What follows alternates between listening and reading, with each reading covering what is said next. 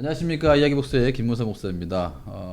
지난 시간에 이어서 우리 벼랑 끝에서 십자가 저자이신 우리 이봉길 목사님 모시고 함께 이야기를 나눌 텐데요. 오늘은 두 번째 시간으로 이 책 안에 담겨 있는 우리가 잃어버린 세 가지 신앙의 언어, 믿음, 소망, 사랑. 예, 이 세 가지 언어에 대한 어떤 문제의식, 그리고 또 이 책을 통해서 목사님께서 정의하고 싶은 그 새로운 어떤 언어에 대한 해석과 이해가 무엇인지를 좀 나누고자 하는데요. 먼저 그렇다면 이제 믿음에 대한 부분부터 어느 단어부터 얘기해야 될까요?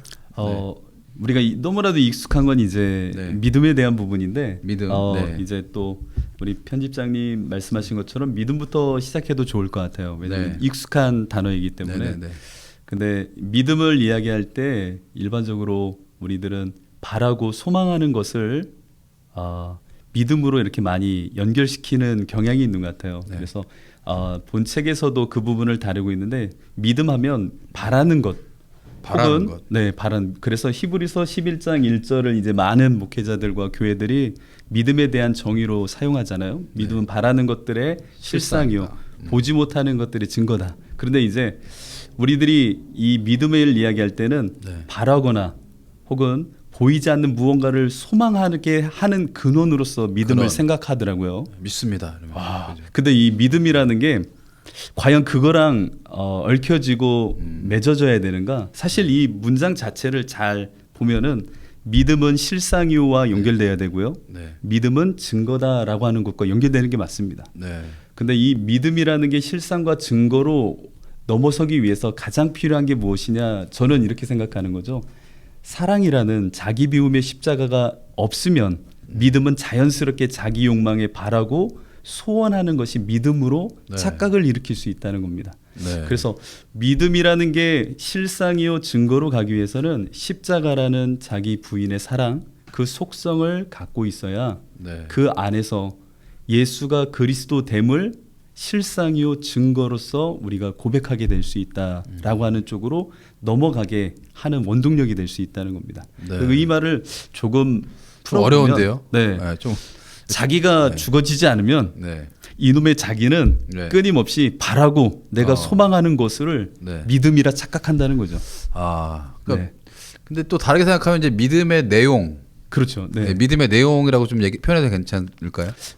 자연스럽게 이제 우리가 믿는 바의 내용은, 그래서 실상과 증거이신 예수 그리스도가 믿음의 내용으로 가기 위해서는 예수를 믿는 거죠. 그렇죠. 나의 욕망을 믿거나 나의 바램을 어떤 적극적인 사고로서의 믿음으로 가지 않기 위해서는 내가 늘 십자가의 그 사랑의 자기 부인의 속성으로서 믿음으로 넘어서게 하는 이 은혜에 참여할 줄 알아야 된다는 겁니다. 근데 참 이렇게 말이 좀 어렵긴 하네요. 그렇죠. 저도 이 바울이 원망스럽습니다. 또 목사님 또 조직 신학을 전공하셔서 상당히 언어가 좀 신학적이긴 한데 이게 좀 제가 좀 풀어서 해도 될지 모르겠어요. 그러니까 결국은 믿음이라는 거는 누굴 믿느냐, 그죠? 근데 그 믿음의 대상이 보면 예수 그리스도가 기독교가 고백하는 믿음의 대상인데, 이 예수가 어떤 예수냐, 그리고 왜 믿느냐의 부분에서 좀 옳은 길과 그러니까 잘못된 길이 있는 것이 아닌가.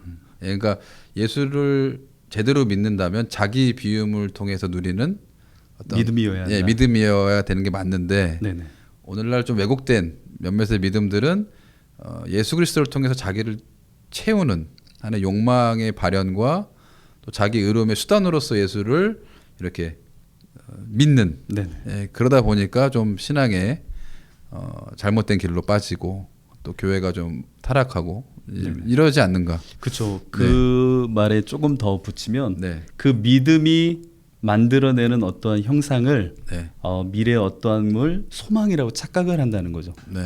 그런데 이제 바울은 갈라디아서에서 분명하게 이야기하는 것이 믿음이 주는 소망은 내가 만든 소망이 아니라는 거죠.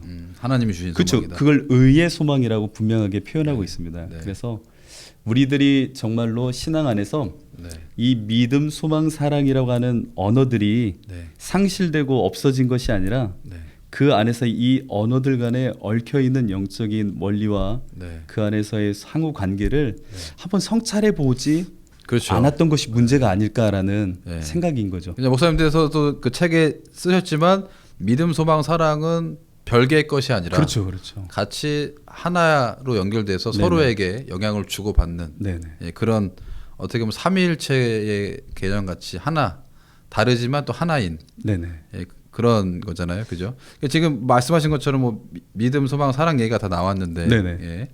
그래서 결론은 결국 우리가 사랑 하나님의 사랑을 받는다면 그 사랑이라는 것이 자기 비움의 사랑, 네네. 예, 그런 자기 비움의 사랑에 대한 예수님에 대한 믿음이 생기고 그리고 그 믿음이 우리에게 어떤 새로운 소망을 품게 한다. 그렇죠. 하나님 네. 나라에 대한 소망도 네, 또 개인에게 주시는 죽음 너머의 네. 산소망이라 표현할 수 있는. 왜냐하면 죽음에 묶여 있는 인생들이 네. 자연스럽게 이 죽음의 두려움 속에 자신의 어떤 소원이나 자기의 이익을 위한 욕망을 꿈꾸는 것은 자연스러운 거거든요. 때로는요. 그렇죠. 네. 근데 그걸 무시하자는 것이 아니라 우리는 네. 부활의 주님이 주시는 산소망을 품은 자라면 네. 그 산소망을 품은 자다운 소망을 네. 갖고 있어야 되는데 네. 오히려 예수 그리스도를 믿는다 하는 우리들이 세상보다 더 세상적인 것을 소망하고 네. 세상에서 더 빠른 출세와 이익을 얻고자 네. 예수를 믿고자 있다면 그 원인은 저는 사랑의 부재라고 말하는 거죠. 여기서 사랑은 우리들이 일반적으로 이웃을 사랑한다라고 하는 네. 그런 윤리나 도덕을 이야기하는 것이 아니라 하나님을 향한 이끌림, 나를 부인하게 하시는 그 십자가의 사랑 속에 하나님께 이끌려가는 그 네. 사랑의 부재를 말씀드리고 싶은 거죠. 네. 네. 어쨌든 뭐 지금 이렇게 믿음은 무엇이냐, 소망은 무엇이냐, 사랑은 무엇이냐 이제 이런 것들을 좀 이제 좀 이렇게 여쭙고자 했는데 어쨌든 지금 말씀하시면서 네네. 자연스럽게 뭔가 다 이렇게 연결되는 것 같아요. 예. 네. 그럼에도 불구하고 좀 더 좀 명쾌하게 가기 위해서 네네네. 예, 믿음은 뭐다, 예, 소망은 뭐다, 네네. 사랑은 뭐다 이렇게 좀 이게 한 문장으로 정리해 줄 수 있나요, 혹시? 제가 그만한 능력이 있다면 좋겠지만, 그러니까 저 나름의 고백과 네. 또 이 책을 집필하면서 말하고 싶었던 거는 네. 사랑은 하나님을 향한 이끌림이다. 이끌림이다. 네. 네. 혹은 뭐 내가 갈망하는다라고 음. 어디에 포커스를 맞추냐에 따라서 그 동선이 달라지겠지만 네. 하나님의 이끌림, 하나님께 이끌림이나 혹은 이끌림. 내가 그분께 갈망하고 지향하는 이것이 사랑의 본성이다라고 저는 어거스틴의 이야기를 함께 나누고 싶었던 거예요. 네. 그러니까 어거스틴 하면은 좀 어렵게 다가올 수 있지만 네. 하나님 품에 안기기까지 우리 안에 진정한 평안이 없다 했던 그 어거스틴의 사랑이 갖고 있는 지향성, 네. 하나님의 품 안에 가기까지 나에게 허락하시는 이 지향이 사랑의 근원적인 모습이 아니겠느냐. 근데 이 사랑이라는 것이 그렇기에 우리 안에 본성적으로 성경에 있는 말씀을 빌리자면 물과 피로 거듭나 하나님을 향한 그 지향성이 이루어질 때에 네. 우리도 이 사랑으로 발현되어지는 믿음으로 올라설 수 있다. 그래서 저는 사랑이라는 것이 단지 누군가에게 좋은 일을 혹은 그를 위해서 인내를 갖는 그런 수준이 잘못된 건 아니지만 네.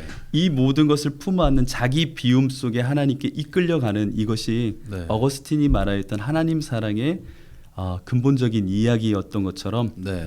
우리에게 사랑이라는 것을 조금 더 네. 이런 자기 안에 있는 영적인 본성, 이끌림으로 생각해야 되지 않겠나라는 것이 사랑이었고 네.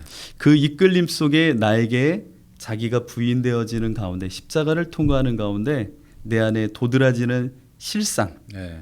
또 말이 어렵지만 히브리서가 말하는 증거 대신 예수가 내 안에 내용으로서 채워질 때에 내 안에 믿음이라고 말하는 그것이 이루어지고 그렇게 나는 없는 가운데 주시는 믿음이기에 우리가 일반적으로 은혜라고 표현하는 그 은혜의 믿음을 갖게 되고 그로 인해 보게 하시고 꿈꾸게 하시는 것이 정말 나의 소망이 아니라 하나님이 주시는 의의 소망, 주님이 보게 하시는 지경의 소망이다라고 저는 이렇게 좀 함께 나누고 싶은 거죠. 네. 어쨌든 이 책 속에 담겨 있는 어떤 믿음, 소망, 또 사랑 뭐 이런 키워드에 대한 네. 세 가지 언어에 대한 이야기를 목사님께서 잘 정리해 주셨습니다.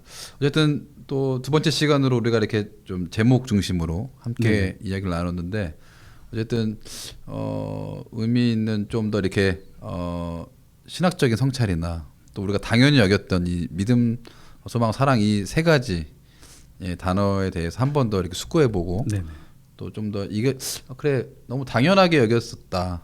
그래서 좀 낯설게 바라보면서 다시 한번 좀 고찰해 본다면 우리 신학이 좀 더 성숙해지지 않을까 뭐 이런 생각을 하게 되네요. 저도 이제 사랑으로서 역사하는 믿음을 이렇게 말하면서 이 책의 원 제목은 사실은 십자가의 절뚝거림이었습니다. 절뚝거림. 이 얘기는 다음 시간에 그럴까요? 원래는 그 제목을 넣었던 이유는 이 사랑으로서 역사하는 이 이끌림 속에 그렇죠. 내 안에 있는 자기 욕망과 본성이 충돌하기 때문에 그것을 모티브로 해서 제가 사실은 십자가의 절뚝거림이 참다운 믿음, 그리스도인의 모습이 아닐까. 이게 정말 어떻게 보면 중요한 이 책의 핵심 그렇죠. 키워드인데 좀 아껴뒀다가 다음 시간에 한번 이야기를 나눠보겠습니다. 자, 두 번째 시간으로 우리 이 제목의 키워드 세 가지 키워드를 갖고 한번 책 속에 어떤 내용이 담겨 있는지를 우리 저자인 이봉기 목사님과 함께 나눠봤습니다. 우리 다음 시간에는 정말 마지막 시간인데요. 이 책 속에 있는 어떤 자기 비움을 통한 어떤 행복, 또 예수 그리스도에 대한 믿음과 또 사랑, 또 소망을 이뤄가는 그런 좀 일상 속, 삶 속에서 이야기들을 함께 나눠보도록 하겠습니다. 감사합니다.